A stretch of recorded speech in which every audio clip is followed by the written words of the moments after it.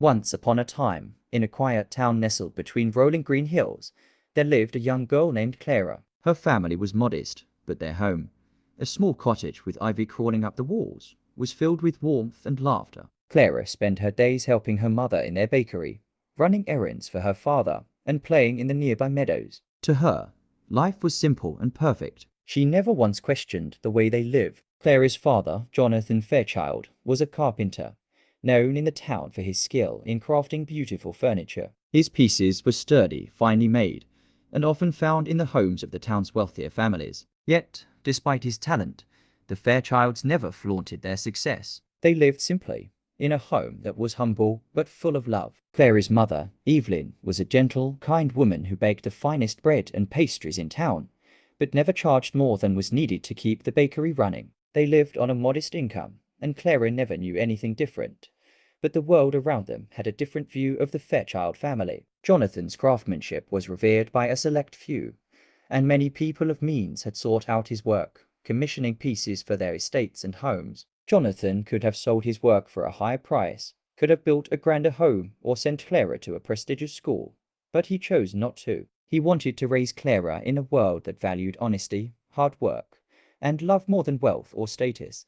One warm afternoon, Clara was walking through the town square with a basket of freshly baked bread for a neighbor when she was stopped by a well-dressed woman. The woman's elegant gown shimmered in the sunlight, and her golden jewelry sparkled with every movement. She was a complete contrast to Clara's simple dress, but something about her seemed familiar. "Clara," the woman asked, her voice soft but unmistakable. Clara looked up, confused. "Yes, I'm Clara." "Do I know you?" The woman's face lit up in recognition, and she stepped closer. "It's me, Amelia Hargrave. We met when you were very young, though I doubt you'd remember." Clara's heart skipped a beat. The Hargraves were one of the wealthiest families in the region, and their name was synonymous with high society. Their estate was grand, their wealth immeasurable. Clara had heard of them, but had never dreamed of crossing paths with someone like Amelia.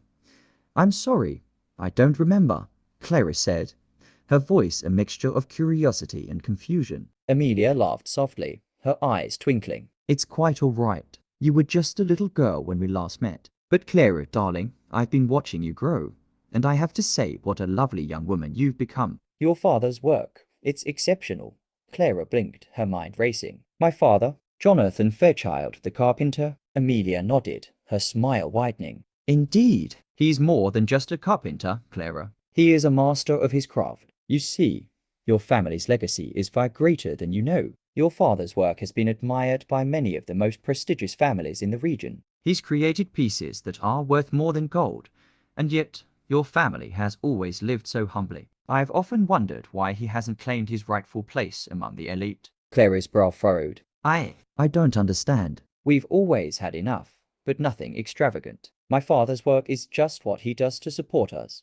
Amelia's eyes softened, and she took a step closer, lowering her voice. "That's the beauty of it, Clara. Your father never sought wealth or status. He chose to keep his artistry hidden, to give you and your mother the simple life you've always wanted. But the truth is, he could have had much more. Your family has always been rich, just not in the way most people think." Clara stood there, stunned. The idea that her family had hidden wealth, or even a legacy, was beyond anything she had ever imagined. Her world, which had always seemed so clear and simple, now felt full of unknowns. "Are you saying we're wealthy?" Clara whispered, almost afraid to hear the answer. Amelia smiled warmly, placing a hand gently on Clara's arm. "Not in the way you might think. Your wealth isn't measured by gold or jewels. It's measured by the value of your father's work, the respect he's earned, and the incredible artistry he's passed down through generations. People would pay a fortune for his pieces, Clara. The Hargraves, for example, my family, have long admired his craftsmanship,